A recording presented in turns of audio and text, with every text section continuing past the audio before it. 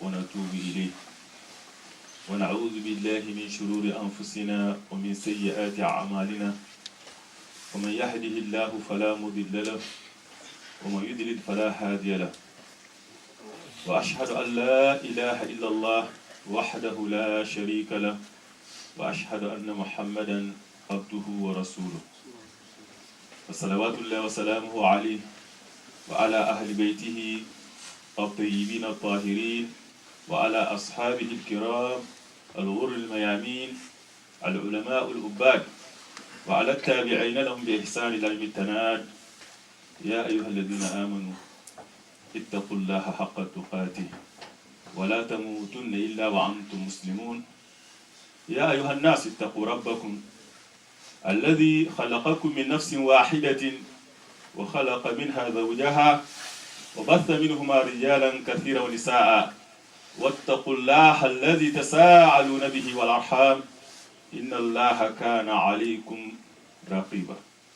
يا أيها الذين آمنوا اتقوا الله وقولوا قولا سديدا يصلح لكم أعمالكم ويغفر لكم ذنوبكم ومن يطع الله ورسوله فقد فاز فوزا عظيما. أما بعد، أيها الأحباء في الله، أيها الإخوة في الإسلام، طبتم وطابت ممشاكم وتبوأتم من الجنة منزلا وجمعني الله إياكم عند مستقر رحمته في جنات النعيم مع حبيبنا وقدوتنا سيدنا محمد وعلى آله وصلاة الله وسلامه عليه وعلى آله وصحبه وسلم تسليما كثيرا. يا عباد الله, la famille, comme nous l'avons dit la semaine passée, fait partie des caractéristiques de cette religion. C'est le fondement de la société.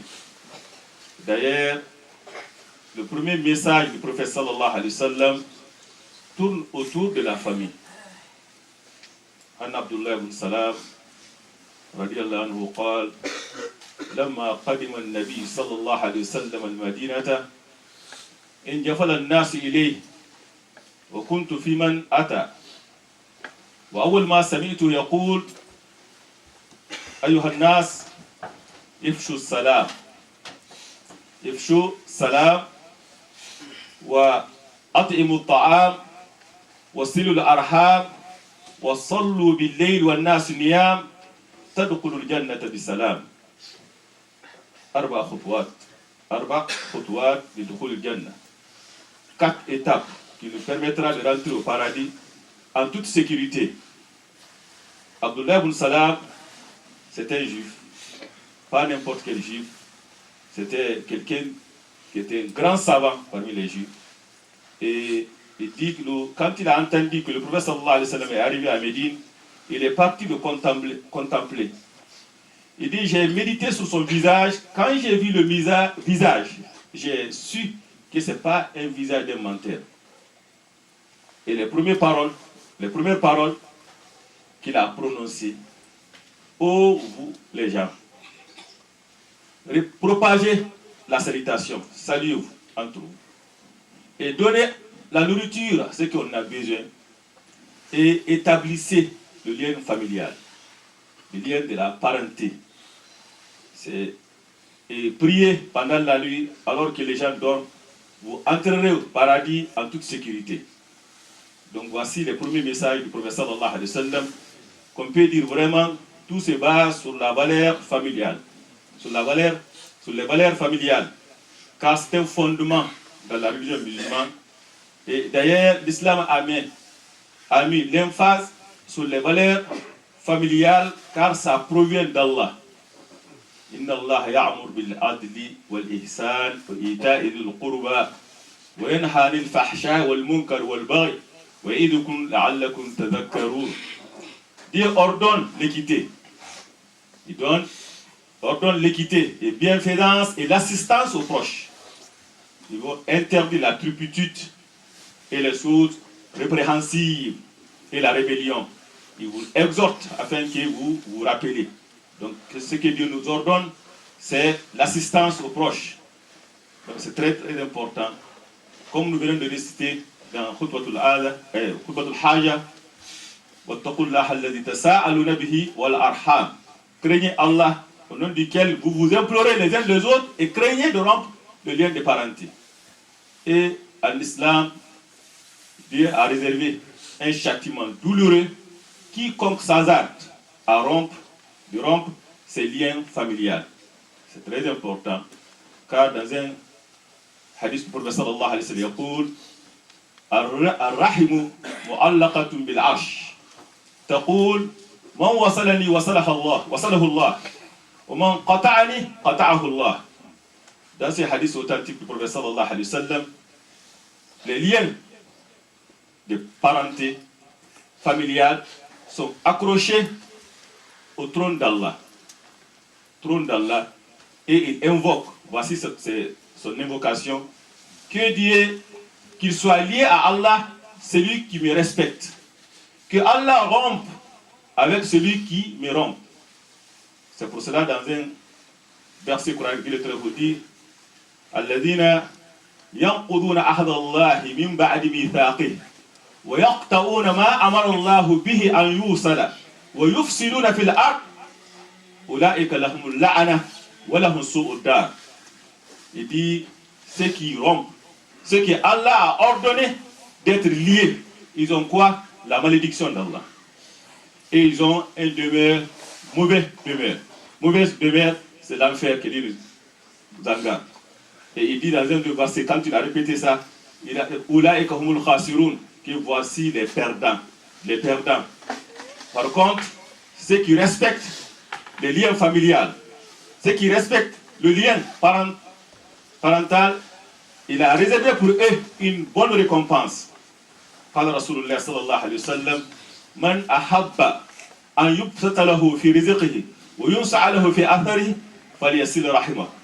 Il dit quiconque veut vraiment que Allah accroisse sa subsistance et retarde l'échéance de sa mort, lui donne la longévité, qu'il établit, qu'il respecte ses liens parentaux, liens de parents.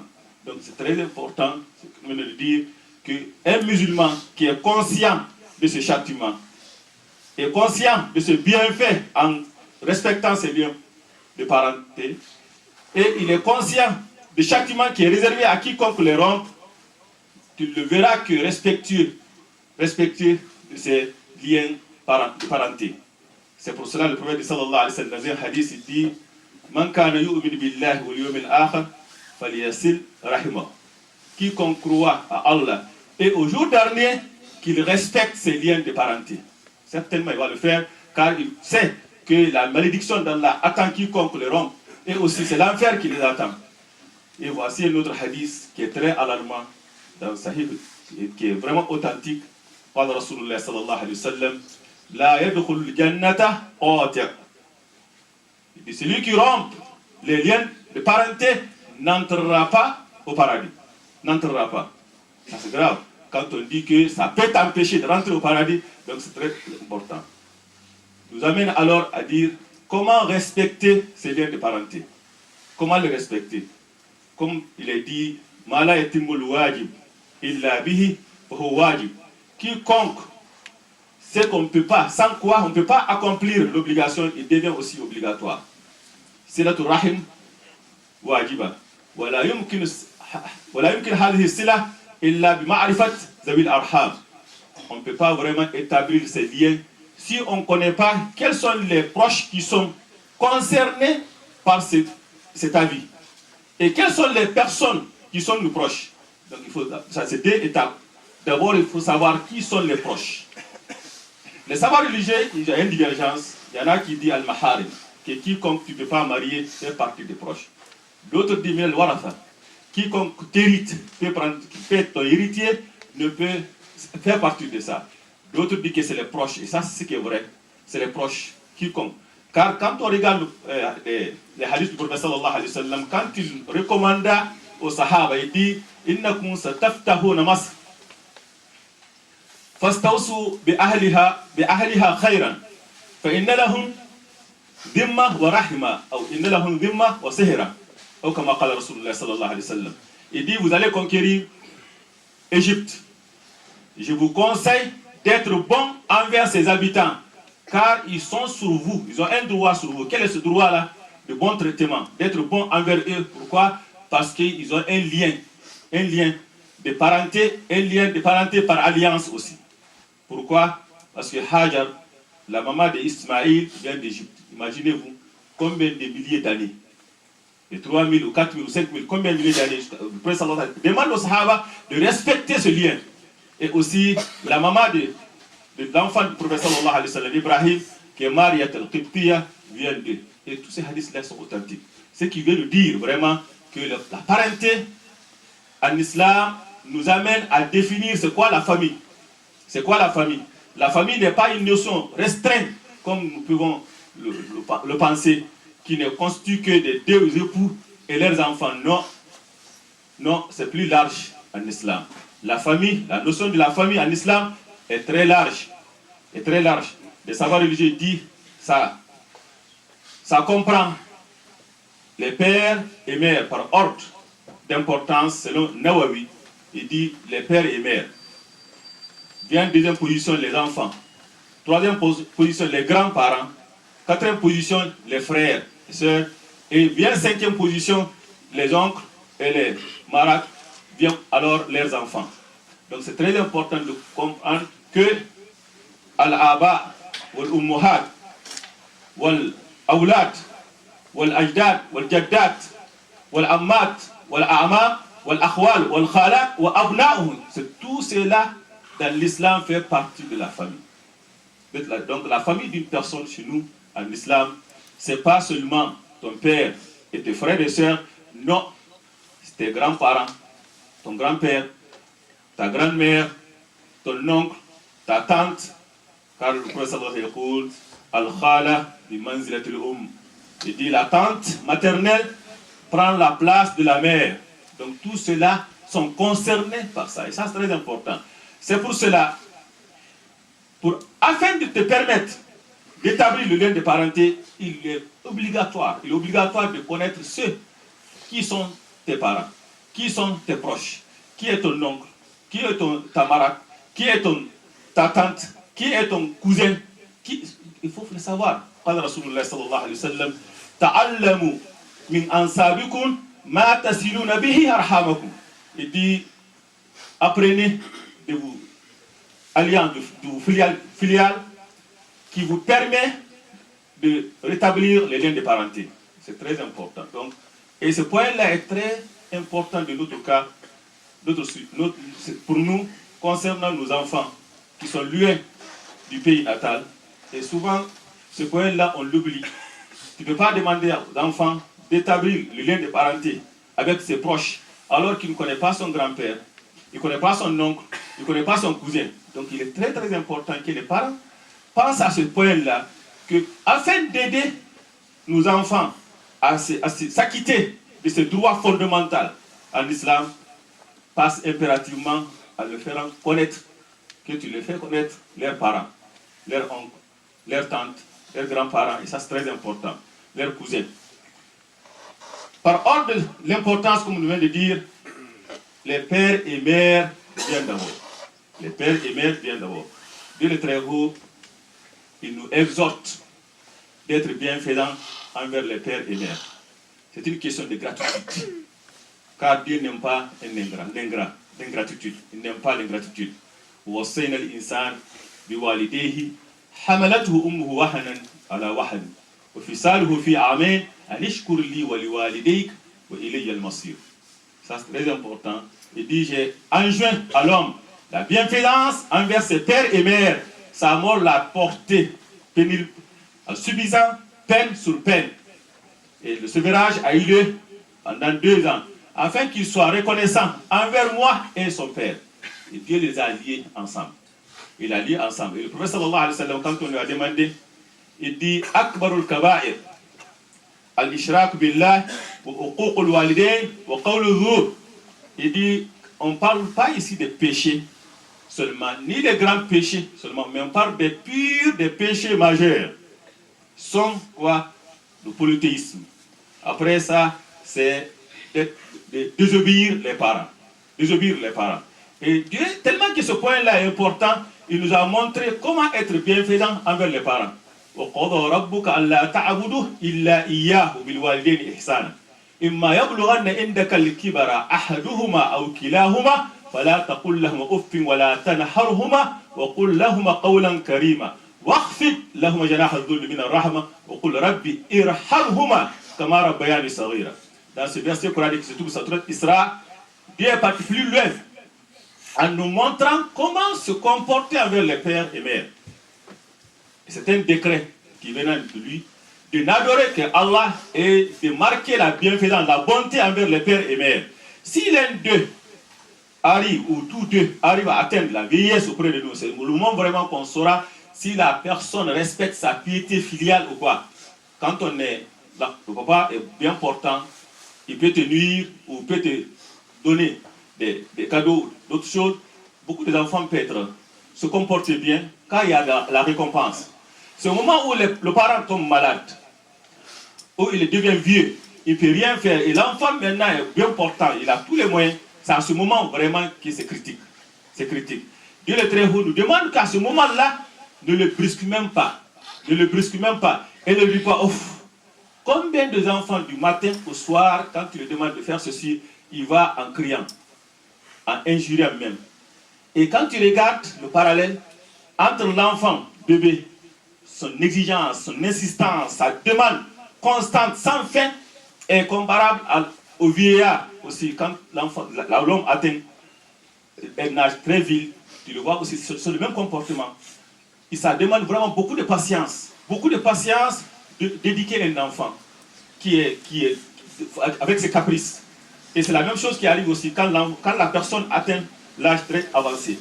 Et dans l'islam, le prophète sallallahu alayhi wa sallam, laysa minna man la yarham saghirana wala yuwaqqir kabirana. Il dit, il ne fait pas partir de nous celui qui n'est pas clément envers les petits et il n'est pas respectueux envers les âgés, les personnes âgées. Donc c'est très important. L'islam, un musulman, c'est quelqu'un qui respecte sa piété filiale. Surtout, il se comporte sainement. Il a le bon comportement envers ses pères et mères. Il ne crie pas, il ne l'injure pas. Être bienfaisant envers les pères et mères, pas seulement eux, mais tout ce qui est autour d'eux, que ce soit leurs relations familiales et aussi leurs amis. Le prophète sallallahu alayhi wa sallam, inna min abarril birri an yaburra ahla wuddi abihi. Ou comme appelle Rasulullah sallallahu alayhi wa sallam, il dit, le meilleur acte de piété filiale, c'est d'être bienfaisant envers les relations, l'ami de ton père. Surtout, Iza Tawallah, dans ce verset, dans ce hadith, il dit, s'il est mort, qu'il n'est pas là, parce qu'on peut se comporter sainement envers ses amis, parce qu'ils sont là. Donc c'est très important. Donc si on a commencé par cela en disant qu'il faut définir d'abord les parents et montrer ça aux enfants, parce que souvent on le voit de nos jours, et c'est une réalité. Les enfants te disent vraiment, c'est les parents de mon père, c'est les frères de mon père. Quelle est la relation entre lui et ses parents? Non, il ne le dit pas. Pour lui, non, il n'est pas concerné. Donc c'est très important, dès le début, de faire montrer aux enfants que ton frère est son oncle.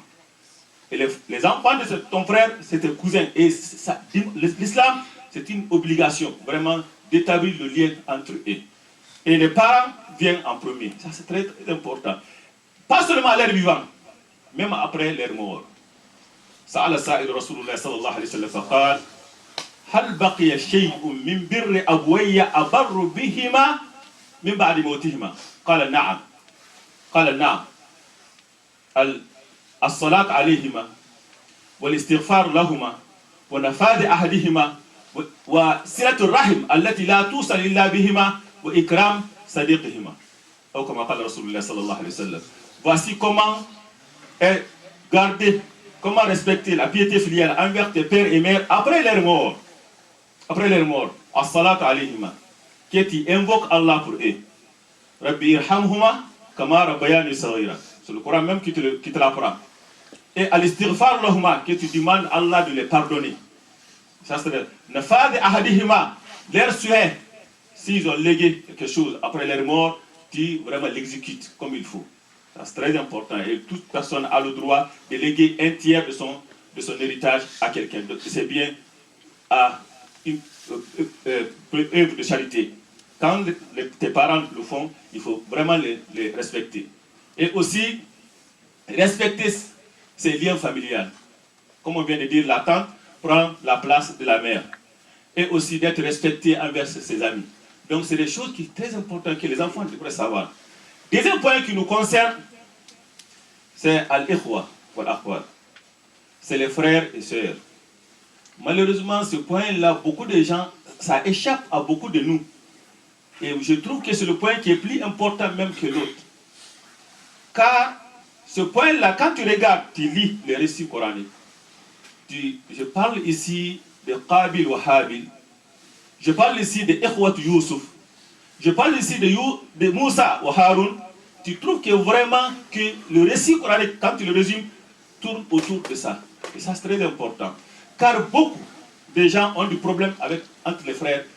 Et la cause, c'est quoi? C'est Al-Hassan, la jalousie. La jalousie entre les frères, c'est quelque chose qui est très répandu. Et les gens, ça échappe à beaucoup de personnes. Et dans Surat Baqarah, dit le Tréhoudi, Utlu alayhin naba ibn Adam bil haqq, idh qarraba qurbanan, fatuqabbala min ahadihima, wa lam yutaqabbal min al-akhar. Qala la aqtulannak, qala innama yataqabbalu Allahu min al-muttaqin. Qala la in basatha إلي يدك لتقتلني ما أنا بباسط يدي إليك لأقتلك إني أخاف الله رب العالمين. Imaginez-vous le premier meurtre, le premier crime, le crime le plus grave, c'est le meurtre a été lié à cause de quoi? Entre les frères du même père et même mère, Qabil ou Habil. Et c'est la cause, c'est la jalousie. Et Dieu nous apprend ça dans le Coran. Pourquoi? C'est parce que c'est quelque chose qui était arrivé et ça arrivera. Et c'est la cause la plus répandue concernant la rupture des liens familiales. Et ça, c'est causé par quoi? Par la jalousie. Et on trouve dans Surat Yusuf, لقد كان في يوسف وإخوته آيات للسائلين إذ قالوا ليوسف وأخوه أحب إلى أبينا منا ونحن أصبع إن أبانا لفي ضلال مبين اقتلوا يوسف أو أطرحوه أرضا يخل لكم وجه أبيكم. Dans ce verset coranique, quand on regarde, imaginez-vous, les frères, ils ont comploté de quoi? De tuer leurs frères. Le jeune frère qui avait quoi? 7 ans, qui n'a à peine 7 ans. Ces choses-là sont arrivées. Par quoi? N'a pas échappé les maisons les plus nobles, les maisons les plus prestigieuses. On parle ici des maisons prophétiques. Quand on demande au prophète sallallahu alayhi wa sallam, Manil Karim, Qal Yusuf, Nabi, Ibn Yaqub, Nabi, Ibn Ishaq, Nabi, Ibn Ibrahim, Nabi. 4 générations sont tous des prophètes, mais leur maison n'a pas échappé à ce phénomène. N'a pas échappé à ce phénomène. Et je te dirais même que même la jalousie qui se trouve dans la société, ça vient de là-bas. Ça vient de la famille. Quand l'enfant apprend à être généreux envers son frère, de se sacrifier pour son frère, tu le trouveras toujours faisant la même chose dans la société. Mais quand il grandit avec cette haine, avec cette jalousie envers ses frères et sœurs, il fera la même chose quand il est grand. Et quand on parle de la famille, on peut dire la famille, c'est qu'il y a un lien entre un groupe de gens. Et si on parle ici du lien de sang, ça peut être un lien religieux, la foi, ça peut être un pays, ça peut être un intérêt. Et souvent, tu trouves que les personnes qui sont liées par un intérêt, par un pays, par une filiation, tu trouveras que la jalousie entre eux est très féroce. Très féroce. Donc le Coran nous attire notre attention à ça. C'est pour cela que c'est très important de faire attention à ce que le lien parental, de parenté familiale est quelque chose de sacré dans l'islam, qu'il est important vraiment de le respecter.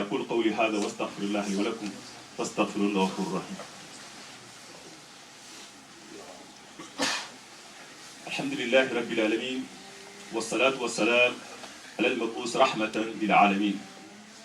Ya ibadallah, inna an-nas فيما يتعلق بصلة الرحم على 3 حالات، منهم الواصل ومنهم القاطع ومنهم المكافئ. Ce que nous venons de dire concernant la piété filiale, concernant le lien de parenté, les gens en face de cette obligation se partagent en 3 catégories. Il y en a qui respectent leurs liens familiaux. Peu importe. Tu le trouves toujours, il est respectueux. Il les appelle, il les visite, il les assiste. Cela fait partie de ce hadith du prophète sallallahu alayhi wa sallam. Ma ahabba an yubsata lahu fi rizqihi wa yunsha'a lahu fi athari falyasil rahimahu. Celui qui veut vraiment, cette personne-là, tu ne fais que vraiment mettre la bénédiction dans ta descendance. Dieu va bénir ta descendance, va bénir tes pas. Ça c'est très important, comme on l'a vu avec Youssouf. Et d'autres, c'est professionnel. C'est vraiment, c'est des gens, peu importe. Tu es bienfaisant envers eux, ça ne le concerne pas. Tu ne l'es pas, lui, vraiment, il ne veut rien savoir. Et c'est là, eux qui sont frappés par ce hadith, là, qui dit, qui dit nous en garde. D'autres personnes, je pense que si tu veux écrire, statistiquement, une majorité de personnes entrent dans cette troisième catégorie, qui sont al-mukafir, qui rendent le bien par le bien. Je l'ai visité l'année passée, la dernière fois, j'attends d'abord qu'il me visite avant que je le fasse. C'est moi qui ai été le premier à le saluer, donc j'attends aussi qu'il me salue. Donc il rend coup par coup. Cela ne fait pas partie de Silat al-Rahim que nous faisons de dire, non. Ça, c'est toute personne peut le faire. Quelqu'un qui est bienfaisant envers toi, la moindre chose, c'est d'être bienfaisant envers la personne. On parle ici, la personne qui établit le lien de parenté quand les autres le rompent. C'est ça, on parle de ceux-là.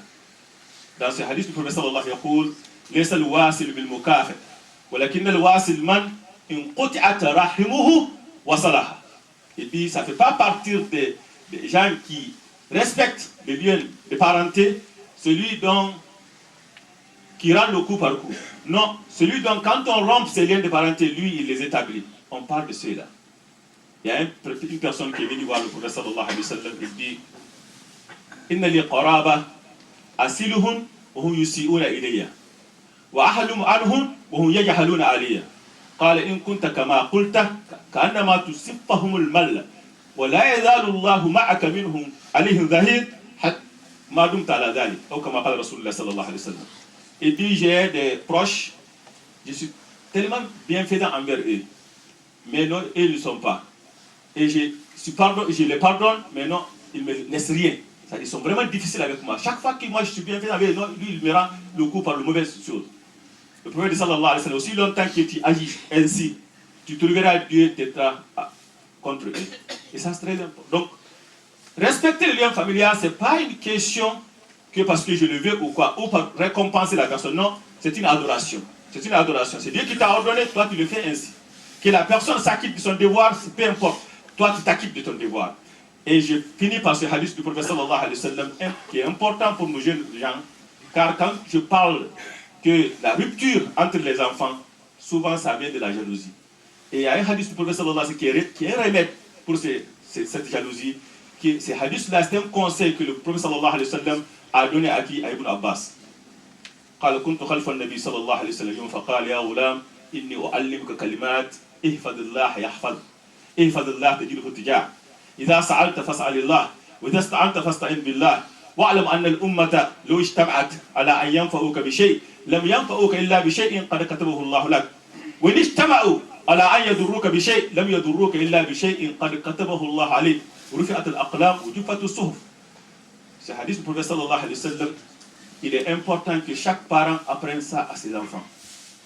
Il a été appris à un enfant de 7 à 10 ans. Et ça c'est très important. Il dit garde Dieu, Dieu te gardera. L'enfant qui veut réussir dans ses études, il veut être une personne bonne, très bonne. Plus tard, c'est très important qu'il respecte les enseignements coraniques, qu'il s'éloigne des interdits d'Allah. Si tu t'éloignes des interdits d'Allah, te préserve dans ta santé, dans ta personne, dans ta dignité, dans tout ce que tu veux. C'est très important. Et tu le trouveras devant toi au moment que tu le veux. Et quand tu as une demande à faire, à adresser, demande-la à Allah. Si tu cherches de l'aide, demande-le à Allah. Car si toute la communauté se réunissait pour être utile, ne le sauront que par quelque chose, Allah aurait déjà écrit à ta faveur. S'il veut te nuire aussi, il ne peut pas le faire sans l'accord d'Allah. Donc c'est très important. Dans Riwayat Tirmizi, il dit que vraiment, mésavences de plus d'aise s'accompagnent et que la victoire vient après la patience. Et quand tu as la difficulté, tu dois savoir vraiment qu'il y a la délivrance. Si l'enfant a ça en sa tête, et ce qui arrive à Youssouf, malgré leur complot, tout ce qu'ils ont fait, non, ça ne l'a pas empêché vraiment d'atteindre ce que Dieu a voulu pour lui. Et Moussa, alayhi salam, Dieu l'a désigné prophète. Mais il a pensé à qui? Il a pensé à son frère. À son frère. Que Dieu fait de son frère un assistant pour lui, qui va l'aider. Et Dieu a fait de Haroun prophète à quoi? À cause de la demande de Moussa, alayhi salam. Donc c'est ainsi que les frères doivent agir envers les frères et que nous devrons agir entre nous. Ce qui est très important, car nous sommes tous une famille. Innamal mu'minun ikhwa. Les musulmans, les croyants, ne sont que des frères. On ajoute à cela les voisins. Les voisins. Mazala Jibril yusini biljar hatta danantu annahu sayuwarrithuhu. Et Jibril nous chasse. Mais parler de droit des voisins, j'ai cru vraiment qu'il va vraiment lui donner une part de l'héritage. Donc c'est très important de connaître les enseignements coraniques, d'être bienfaisant envers nous. Et surtout, Moussa alayhi salam, quand Dieu lui a dit idhab ila fir'auna innahu tagha qala rabbi ishrah li sadri rabbi ishrah li sadri wa yassir li amri. Ishrah sadr wa yassir li amri, ils sont très liés, Si Dieu veut te faciliter les affaires, vraiment il élargit ta poitrine. Alam nashrah laka sadrak wa wada'na anka wizrak. Tu vas dans le Coran, tout ils vont ensemble, de pair, vont ensemble. Tu vas à chaque sadr, ça va avec Yusr. Et la personne qui a des sadr, avec la rancœur, la haine, la jalousie, cette personne ne connaîtra jamais la joie, ne connaîtra jamais le bonheur. Et c'est pour cela Moussa, la première chose qu'il a demandé à Allah, vraiment c'est ça. Et le prophète sallallahu alayhi wa sallam, Dieu aussi lui a parlé de ça, que depuis à l'âge de 7 ans, c'est ce qu'il a donné au prophète sallallahu alayhi wa sallam. Donc nous prions qu'Allah établit la concorde entre nos enfants et qu'il fait de nos enfants la joie de nous vivre. ربنا تقبل منا انك انت السميع العليم وتب علينا يا مولانا انك التواب الرحيم. اللهم اهدنا فيما هديت وعافنا فيما عافيت وتولنا فيمن توليت وبارك لنا فيما عافيت واصرف عنا السوء ما قضيت انك تقضي ولا يقضى عليك. اللهم لا يذل ما هديت ولا يعز ما عليت بيدك الخير كله يا رب الرحمن الرحيم. اللهم اقسم لنا من خشيتك ما تهول بها بيننا وبين معاصيك ومن طاعتك ما تبلغنا بها جنتك من اليقين ما تحمل به علينا مصائب الدنيا ومتعنا باسمائنا وازواجنا وذريتنا ابدا ما بقيتنا واجعله الوارث منا واجعل ثارنا على من ظلمنا وانصرنا على ما عادانا ولا تشمت لنا اعداء ابدا يا رب الرحمن الرحيم. اللهم انا نعوذ بك من سوء المنقلب في الاهل والمال والنفس. اللهم انا نعوذ بك من زوال نعمتك ومن تحول عافيتك ومن فجاءة نعمتك ومن جميع سخطك يا رب الرحمن الرحيم. اللهم اصلح اولادنا وازواجنا واجعلهم قرة عين لنا واجعلنا للمتقين اماما يا رب الرحمن الرحيم. اللهم اغفر لنا ولوالدينا وارحمهم كما ربونا صغيرا يا رب الرحمن الرحيم. قوموا الى الصلاة يرحمكم الله. Donc, Inch'Allah, nous devons passer à collecter. On vous demande vraiment d'être généreux. On voit vraiment qu'il y a des gens qui sont à la porte.